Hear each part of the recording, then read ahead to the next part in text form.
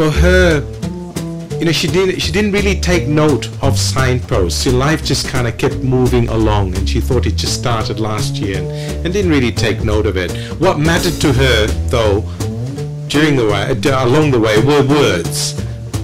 Please come join us. So I'm Robyn, and when Clement asked me what I did, I said I make stuff up, and I do. I make stuff up in my job. I make stuff up in my spare time. I make a lot of stuff up. You can't get in my house at the moment. I make up words and I make up images, I paint, and I make up ideas. Here's some words I wrote, which I'm just going to read. It's an excerpt of a poem I wrote. She set off on life's journey, expecting adventures of all sorts. She lived and loved and laughed a lot, but sometimes life was fraught. One day her path had changed. Her road took quite a turn. This day turned dark. The road was narrow. The skies began to churn. It was confusing. She could not change it, not that she was able. Her journey on this cold, dark day was stopped by chair and table. She felt she had no option, so she stopped there on her way. It was quite dark by now, though surely it was day. There was a darkness emanating from the space, blocking out the sun. A hulking thing was sitting on this table set for one. It had a presence of its own, this thing that left its mark. That caused the dark. Whoops, I'm reading it and I got it wrong. She was unsure how to continue, for this thing had left its mark. We all have times when an elephant blocks our way. 2011 was my year of too much. In January, one of our friends rang and said, "You've got a metre of water through your house." I said, "What? We live on a hill, a really big hill. How can we have a metre of water through our house?" We just renovated this house. It was 100 years old, had a lot of stories. And the water came through our office and wrecked everything. But there were so many other stories of tragedy that were so much worse than ours. I thought, no, we can't be ungrateful. We're safe, we're fine. We're soggy, but we're fine. In February, my husband left for work and didn't come back until July. When he came back in July, he told me he was leaving.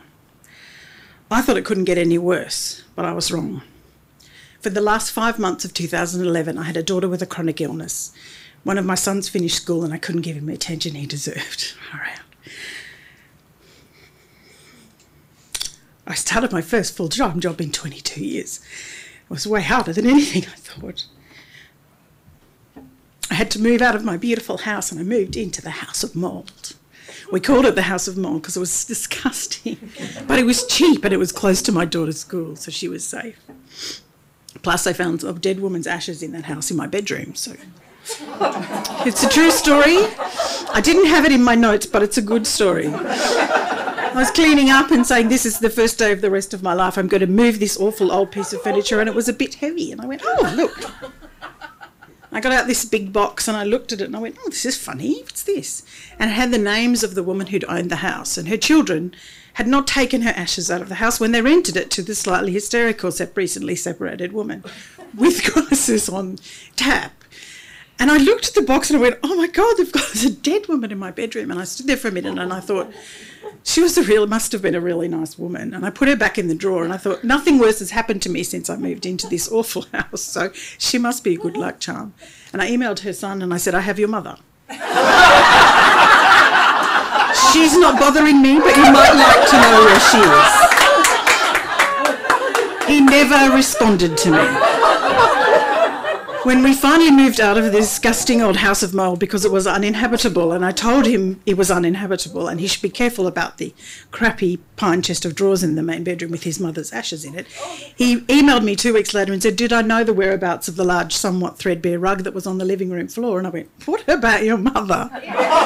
So I figure she was a great turning point for me, and she kind of rescued me. At least I wasn't left in an old mouldy house by my children. I did tell them I would haunt them if they ever left me behind.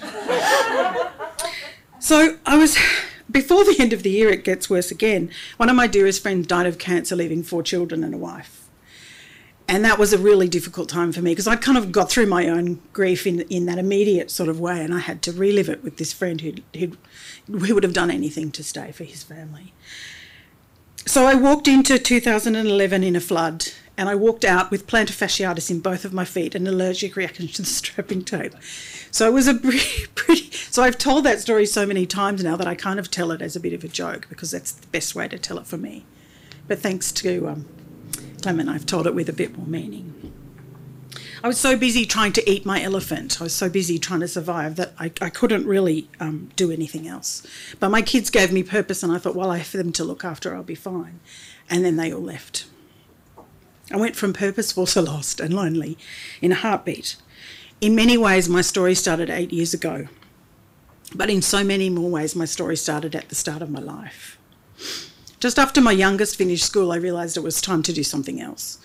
I thought after 21 years, I can now do whatever I want. And I went, well, what do I want? What do I want? I don't know what I want.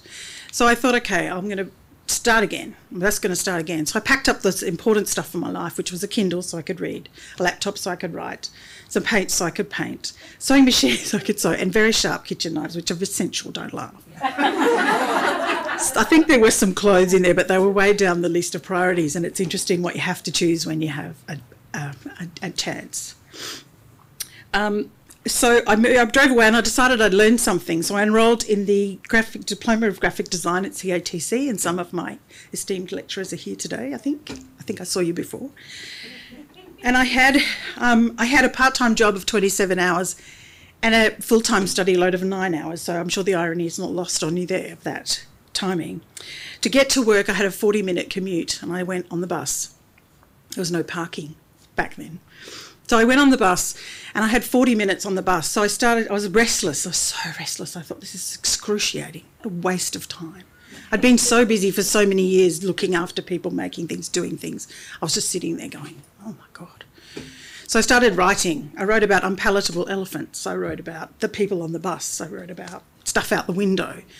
And then one day I was in the car with my dad, who was then 88, and I was trapped because I was in the car with him driving.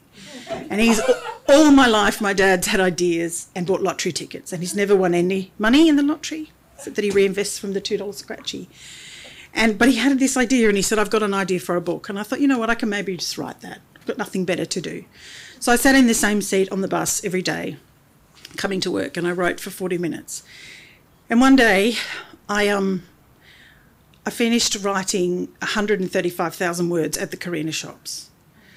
I typed the end and went, oh my God, no one knows what I'm doing.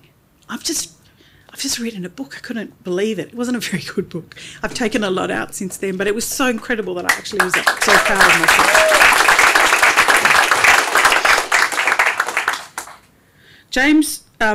James is my character in my book. And Dad said that I could name him, and I said, thank you very much, Dad. I'll write 135,000 words around your idea. But he became the new man in my life. And James's story is about a man who just looks for peace. He doesn't want any conflict. He escapes a tragedy to build peace. And in doing so, he builds successful life, which draws attention to himself. I wrote about the antagonist, who's an old IRA guy, who decides he's going to wreak havoc on this successful situation that James has built for himself, and his self-serving nephew. And while I was doing all of those things, I went to Belfast to research the IRA. And I was on the plane going over to the UK and onto Ireland, and I was sitting next to a couple on the plane, and we were all drinking bad wine over the subcontinent in a Malaysian Airlines flight. And that's important in a second. And I said to them, where are you from? And they're from Ireland. And I went, oh. And I said, what do you do? And I said, what do you do? Did you hear that one? He said, I'm an explosives expert. And I went, really? I had my notebook out and I said, oh, I'm writing a book with a bomb in it. Asking me what I know about bombs. And he said, what? I said, nothing. And he did. He knew about bombs, and he knew about signatures of bombers. He knew about terrorists. He told me about MI5 and MI6. And I just sat there going, okay. I asked him if he wanted to be in my book, and he said, no, I don't. I said, can I just say you're the handsome guy on the plane? Yes, that'll be grand, he said. So this story is about justice. And because I'm obsessed with making things up, when I finished the first draft, I'd read some stuff about leaving your manuscript aside and doing something different. And so I started to work on my second book, which was, this time it was my idea. It was completely different. I now looked more like a lunatic on the bus because I was laughing at my own jokes as I was creating a character called Alice. Now, Alice is a young woman who writes an assignment, and she writes this assignment about diversity and why are we just tolerating difference. And it's inspired by a whole range of people and things in my life. But Alice is funny and she's irreverent and she's linear and she's just a very unusual young lady. She writes this assignment, her teacher loves it and he publishes it and it goes viral, and she has to cope with everything that comes with the attention. She has to defend her opinions, she has to understand, pick up the conflict, and she has to dress properly. She's not good at that. She puts on her best thongs. She is funny and kind, and I think we get on really well. She has a different Myers-Briggs to me, just in case you're wondering if she's me. She is not.